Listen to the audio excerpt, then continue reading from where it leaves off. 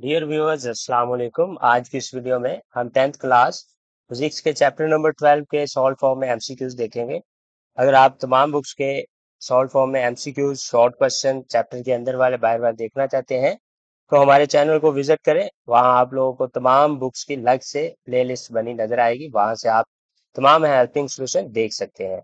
और आप चाहते हैं कि मैं डिटेल फॉर्म में वीडियो बनाऊं कि ये फर्स्ट वाला एमसीक्यूज है, इसका आंसर दाल वाला है वेव्स की सिमत के साथ साथ, और ये क्यों है इसका आंसर और चैप्टर्स में किस जगह से आया, तो आप कमेंट बॉक्स में कमेंट करें। इंशाल्लाह मैं डिटेल में वीडियो बनाऊंगा और उसकी टाइमलाइन भी फिर ज्यादा होगी। जाहिर सी बात है शॉर्ट टाइम में मैं इतना कुछ नहीं बता सकता आप लोगों को। तो जी एमसीक्यूज नंबर 1 है, लॉन्गिट्यूडनल वेव्स में वाइब्रेशंस की सिमत होती है वेव्स की सिमत के साथ साथ, के जिस सिमत में वेव्स जारी होती हैं तो उसी सिमत में भी वाइब्रेशंस पैदा हो रही होती है। नेक्स्ट एमसीक्यूज नंबर 2 है, उसका आंसर है जी ट्रांसफर वेव्स का सबसे निचला हिस्सा कौन सा है। तो वो निचला जो होता है, एक ऊपर वाला होता है क्रस्ट और नीचे वाला ट्रफ होता है, तो नीचे वाला जो हिस्सा है वो ट्रफ ही होगा। इसका आंसर है जी दाल वाला। नेक्स्ट एमसीक्यूज नंबर 3 की तरफ से हम चलते हैं बगैर टाइम वेस्ट किए। एमसीक्यूज नंबर 3 है, उसका आंसर है जी हमारे पास साउंड वेव्स, दाल वाला उसका आंसर है जी sound waves. Next MCQs number 4 है, उसका आंसर है जी दाल वाला एम्पलीट्यूड। एम्पलीट्यूड है इसका आंसर जी, कि वेव्स की कौन सी खासियत इसकी एनर्जी की मकदार जाहिर करती है, तो इसका आंसर होगा बे वाला एम्पलीट्यूड।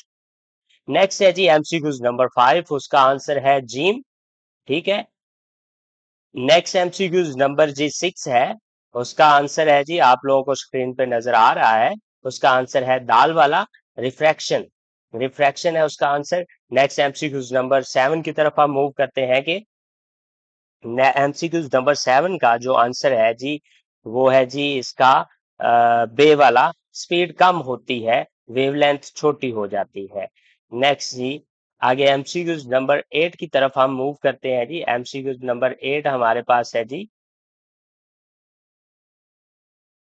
नेक्स्ट जी एमसीक्यूज नंबर 8 का आंसर है डी, डिफ्रैक्शंस।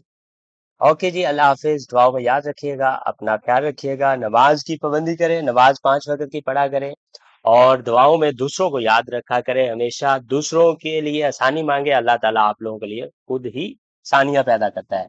ओके, अल्लाह हाफिज।